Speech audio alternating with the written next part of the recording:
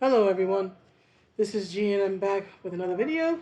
Um, so I've gained a few new subscribers and about 1,000 views on the video that I did about the big-headed statue here in Rockefeller Center in New York City. It's funny how some things, how you can never quite de determine what's going to take off and what's not. But to everyone who has viewed it, whether you agree with me or disagree with me, thank you for watching. The views are always nice.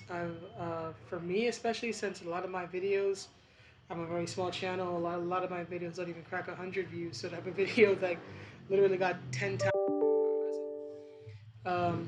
it's pretty nice. It's pretty nice. And I've also gained a few new subscribers, so that's nice too. So whether you're new here or whether you've been here a while, welcome. Hope everyone's well. And as you notice, I don't have my scarf on today, and there's a reason for that. I don't usually show my hair anymore, mainly because I'm just very lazy. I don't like doing my hair, right? It's not because I'm going gray or anything like that. I've made peace with that a long time ago. It's because I just don't like doing my hair. But I will say that, given all the stress I've had to deal with most of my life, the fact that I still have this much hair on my head is it's nice. It's nice. But I wanted to just briefly cover this particular article. Now, I can't cover the whole thing, it's a very long article, but there were two parts I wanted to touch upon, one involving food and one involving hair, right? Because this article talks about, as you can see from the title, right, that the Flash, meaning the TV show, finally realized Iris West is black, right? And this talks, and there are two parts that talk about the black identity in relation to hair and in relation to food. And given that there was a similar sort of, I wouldn't quite call it an outrage, but a similar issue recently with I think the head of the BBC diversity or compliance or something, stating that the character of Luther, who's played by Idris Elba, wasn't black enough because he didn't have black friends on the show and didn't eat Caribbean food. So it's kind of similar to that little thing. I don't quite know what to call it. I don't want to call it a scandal. It wasn't a scandal, and it wasn't a huge controversy. But it was I guess you could say, a talking point or whatnot. And this is similar to that, right? So if you saw the video that I did about Idris Elba's character of Luther being called not black enough, I'm going to be touching upon the same, excuse me, the same topics here, right? So let's get into it. So, oh, come on, computer. All right, so it says here, starts out with, and I'm going to be skipping around. I'm going to be skipping around because it's a very long article and I can't cover it all. So again, I'm just mainly covering 2 points, but you can read the full article for yourself. It'll be linked in the description, right? But it says here, Candace Patton knew from the start that her casting in The Flash was going to get people talking. And she was right. When the CW announced that Patton, a black actress, would play Iris West, who was canonically white and redheaded in the comics, don't tell Kiki Sparkles that, had inspired the TV show, the news was celebrated by fans of color and attacked by online trolls. I do find it interesting how how this article starts out with by saying that the news was celebrated by fans of color and how it was attacked by trolls, right? So if you had a negative opinion of this, regardless of why you had that opinion, right, you're automatically a troll because you didn't agree with a casting decision that's a race swap. Like, you know damn good and well they would never do in the reverse.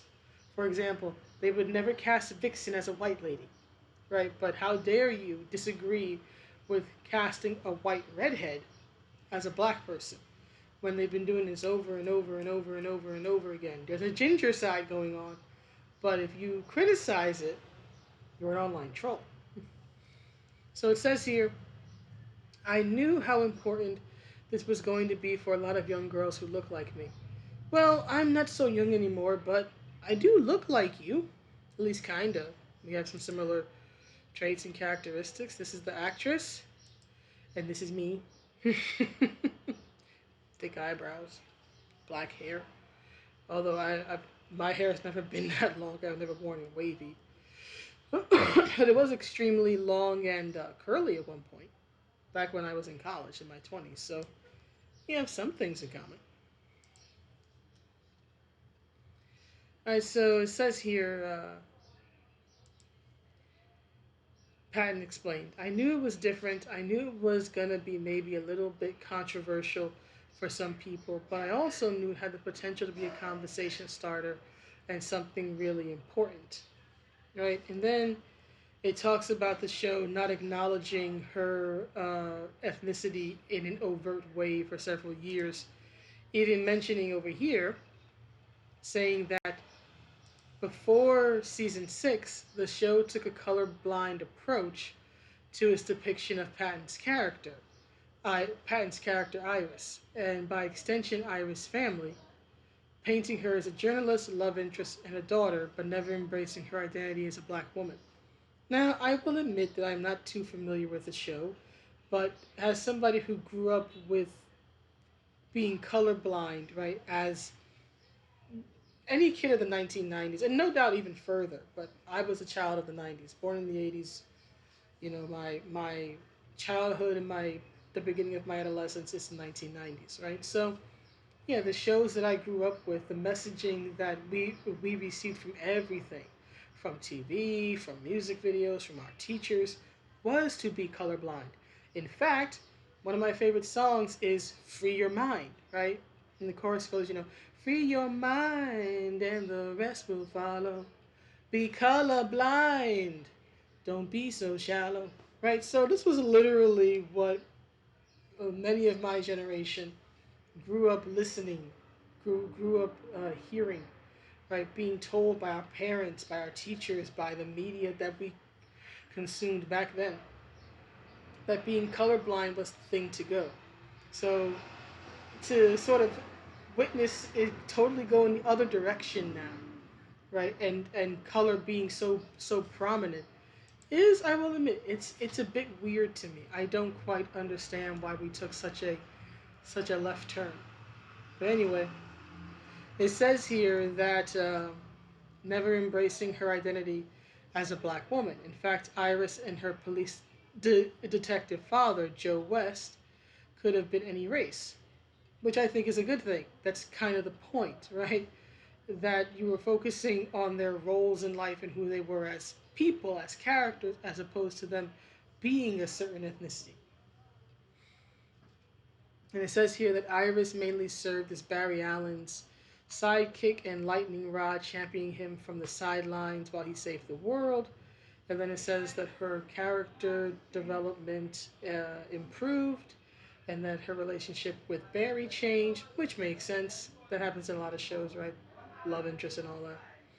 It says that, however, Iris' blackness was never really acknowledged by the show or its characters, a glaring omission for fans who'd connected with the show's black female lead.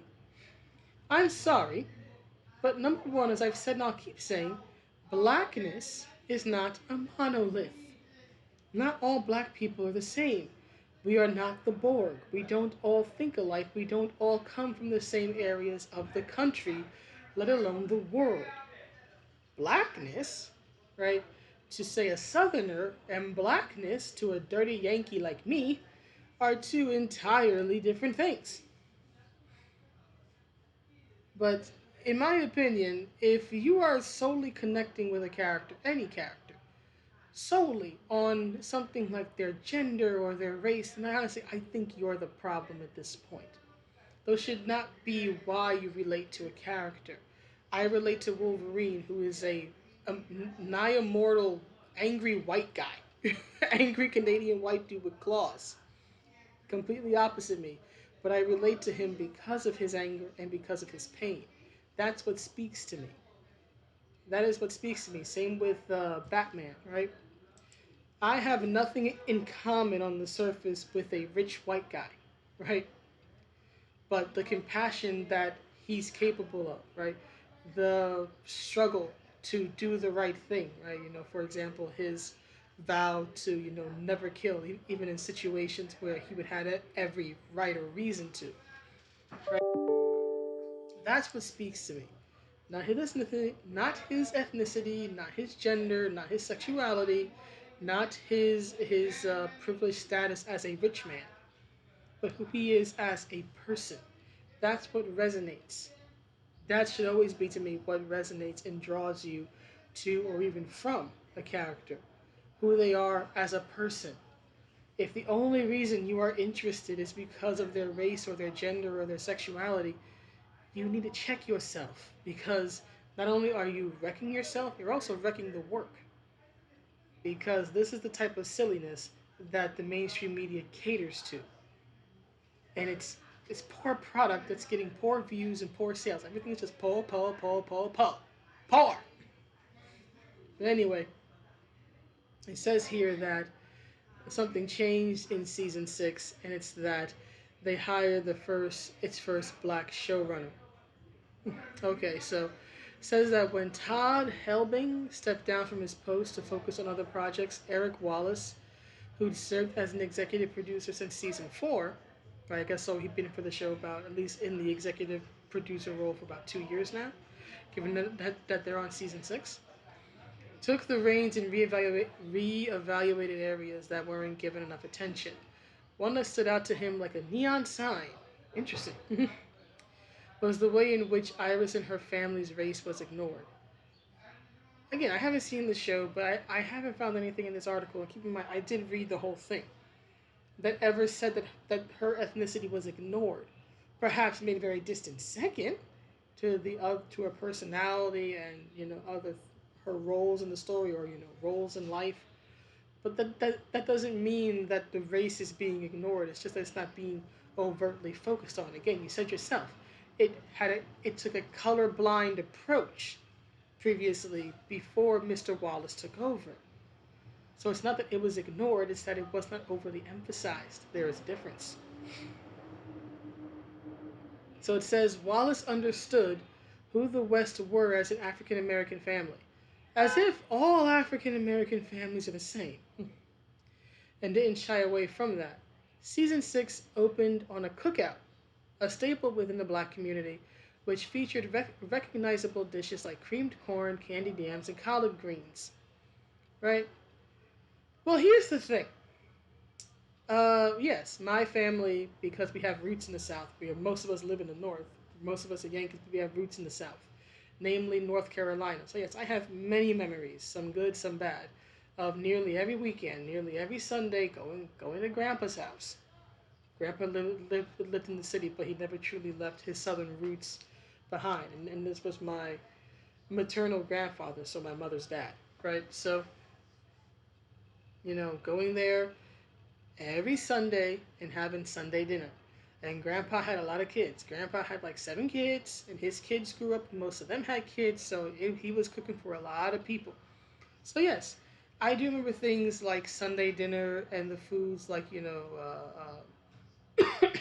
candied yams and collard greens and okra. Oh, dear God, I cannot stand the scent of okra. It makes me sick. And potato salad and all these things. And I remember the cookouts he would do when the weather was nice. Yes, all of that is part of, in particular, I would say, Southern Black American culture. Right? We were doing this because Grandpa had roots in the South. His children had roots in the South, and they never really left that, right? Even though they came up north, right? I think if you take a black family who's lived all of their life in the northern states, they're probably not doing this as much. But here's the thing. First of all, where's the grill? No mention of hot dogs, no mention of hamburgers, no mention of fish, no mention of chicken. How the hell are you having a cookout without any meat? What the hell is this? Number one. Number two, blacks are far from the only people in America or in other countries who have cookouts. Whites have cookouts. Asians have cookouts. Many different types of people. Latinos have cookouts. Lots of different people have cookouts. It is not this thing that only we do or we own. Same way that hairstyles are not exclusive to any one ethnicity, neither are foods. or certain cultural, I guess you could say, uh, practices, I guess the term would be, around food, right? Such as having a cookout. Having a cookout is something that many people, whether they live in the inner city, I have lived in the inner city all my life, and there's always signs around my neighborhood saying that you can't have a cookout, you can't have a grill, right? That you have to go to like the local park and you have to get a permit, and no one ever listens. People will bring out their small grills and will cook out right at the bench, right in front of everybody, and dare you to say something. Right? So Northerners do this, Southerners do this, poor people do this, rich people do this. It is not. I understand that the phrase you're invited to the cookout is sort of this thing associated with African Americans, sort of inviting someone who isn't black into the fold by saying, "Hey, you can come to the cookout." But here's the thing: we're not the first people or the last people to have a cookout. I associate cookouts more with just spring and especially summer than necessarily a particular ethnicity. I've been to plenty of black cookouts. I've been to cookouts by people who were not black. It's just something people do during the summer. And guess what? I'm not exactly the biggest fan of it because I'm usually bored and standing around and I don't know what to do when I'm an introvert. So when everybody's a stranger, I feel even weirder. And plus, it takes hours for the food to get ready, and I'm always hungry. So yeah, not exactly the best thing for me personally, but I've been to my fair share, right? But then it goes on to say the scene stood in stark contrast to previous seasons, which raised eyebrows with dishes like Grandma Esther's ambiguous noodle recipe. A dish, listen to this, a noodle recipe. A dish that seemed inauthentic and unlikely to be passed down through a black family. Oh, really? Because in my family at least, among the women, there is a lasagna recipe that is passed down. My mother makes an amazing lasagna. Guess what? We're not Italian. We're not Italian. Yet I like a lot of Italian food. I like lasagna. I like pasta carbonara, right? Or fettuccine alfredo. That's my favorite. My mother absolutely loves spaghetti and meatballs.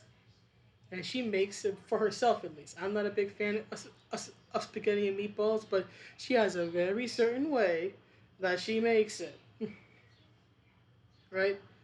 We like Italian food. We like Italian noodle food. Are you saying now that I'm inauthentic, that my mother's inauthentic, that my family is inauthentic because we have various noodle recipes that have been passed down, or because we just like Italian food and we eat it a lot? You can say we're unhealthy, and you'd be right, but are you now going to call our blackness into question or say that it's inauthentic and unlikely that an Italian noodle recipe could be passed down through my family line despite the fact that we're not Italians and no one to my knowledge is married to an Italian or spent time in Italy or had a kid with an Italian or anything? Are you really going to argue that a person's blackness, and this could also extend to other ethnicities naturally, right? I'm just focusing on blackness here because of the article. But are we really going to sit here and say that a family's blackness is determined by whether or not it's likely that a noodle recipe was passed down the family?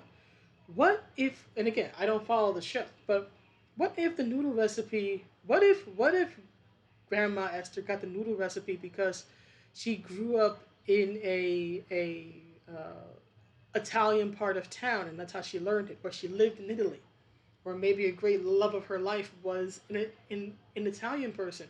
Or what about this? But what if the noodle recipe is Asian?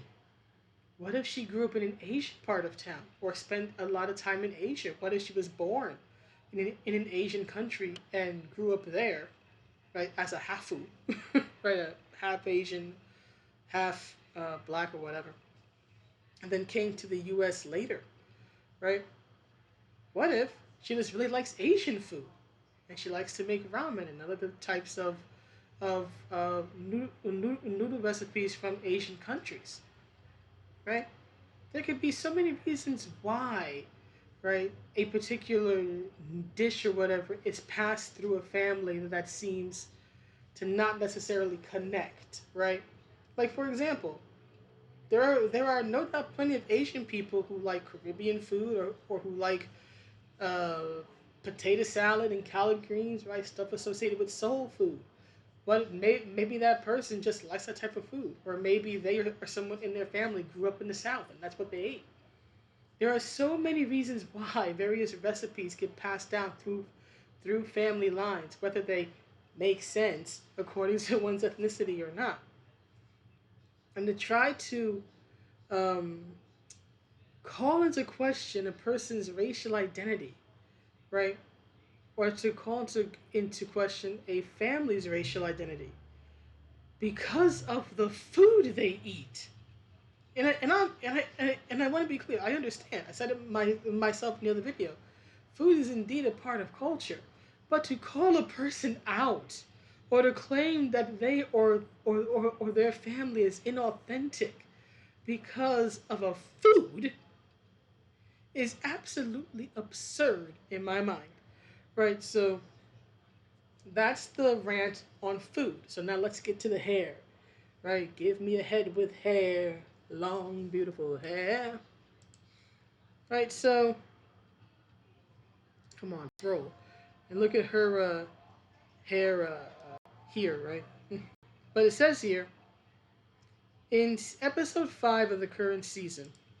In episode 5 of the current season, Iris was again allowed to have a more authentic version of herself when she rocked her natural curls. I've been wearing my hair natural for nearly, what, almost 10 years at this point?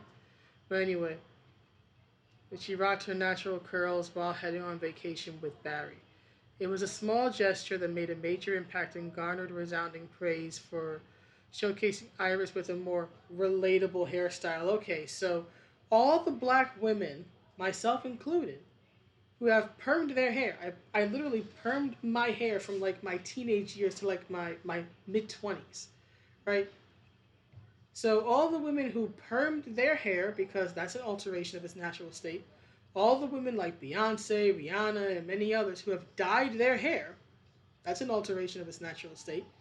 Most black people don't have red hair, and no person has hair colors like green or blue or anything like that. In the case of Beyonce, right, she's famous for having blonde hair. That's usually associated with white people, right? In particular, Nordic people. So that's not natural. So apparently, Beyonce and Rihanna are not black enough and are not relatable because they have worn styles that were not natural to them, right? That were not their unaltered hair, right? So it says that with a more relatable hairstyle instead of the wavy, perfectly placed side part. Do you know how many black women have worn just that? Right? She's been rocking the previous 5 seasons. For Patton, who pitched the idea for Iris to ditch the flat iron, do you know how much straightened hair, a flat iron, and perms are part of black, in particular, black female hair culture? And you're calling this unrelatable. Do you know how many times I had to sit through a perm bending my neck back over a damn sink, or having to go the flat iron, your freaking head goes this way, your mother's pulling down your hair and damn near burning you, and you gotta, oh my god. It's crazy. But it's a huge part of the black female experience when it comes to your hair. But now straight hair, which we've been dying to make and dying to have for all these generations, all of a sudden, straight natural hair is the more relatable style. How about both are relatable in their own way?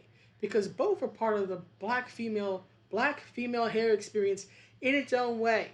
How about that? How about that? How about we acknowledge both instead of trying to put one down to elevate the other one? How about we do that, please? That would be nice. Right, and it says here for a more laid back look, this for a moment was as she previously thought impossible. Right? It says here that Iris has a very specific look. Well, of course she does. She's a comic book character. And I think that people were just used to seeing her in a certain way. And it didn't feel like there were a lot of opportunities for change to see me with my natural hair. Right? She says the thing about black women, especially, is we have so many different hairstyles. Indeed, I've worn many of them. So I think for a lot of people who see themselves in Iris, they're like, why does she always have her hair straightened down this certain way? I doubt many people were asking that because many black women have worn their hair that way and do wear their hair that way. It would be great to see her with like a hair bonnet on at night when she goes to sleep or her natural curly hair. So I'm really glad we got to explore it in one of these episodes, right? And then the article goes on about, black hair discrimination, which actually has happened. I'm not going to say it hasn't. It really has happened in certain instances, but it's nowhere near as prevalent as the article tries to make it seem, and tries to touch upon other things that I don't really think are relevant to the argument I'm making. So I'm gonna finish the article here, but you can read the whole thing if you want to. It'll be in the right. But this idea that one's racial identity is dependent on things like your how you wear your hair, or the foods you eat, or the type of foods now pass through your family, right? That you're either authentic or you're inauthentic based on these things is still such I honestly cannot wrap my mind around this type of thinking. And again, hair and hairstyles are a part of culture. Food is a part of culture, right? Foods that are passed down through the family line are a part of culture. Recipes, right? I get all that. I understand all that. I mentioned that in the previous video. But to literally deny a person's blackness or Asianness or whiteness or whatever it is, right? And even then, that gets broken out to, do you mean Southerner, Northerner? Do you mean Irish, Italian? Do you mean Asian? Do you mean Indonesian? Again, these things are it's just, it's like an onion, right? Right? They all have layers upon layers upon layers. But to deny a person's culture just because they eat or don't eat something or have a certain look is absurd to me. Like, is a person more or less Hispanic if they don't like, say, rice and beans because that's a popular dish, or they is someone more or less Mexican if they don't like uh, ceviche, or if they don't like tacos, right? Is someone more or less Japanese if they dislike ramen, right? Is someone I don't get it. Are you more or less Irish if you don't like potatoes? Are you more or less Italian if you don't like, cheesy pasta dishes? Why in the world are we still stuck in this mindset that your worth as a person and your being part of a certain ethnic or racial or cultural group is dependent on things like how you wear your hair or what you eat? We were supposed to be moving on away from this. We were colorblind. We were literally raised in my generation to be colorblind.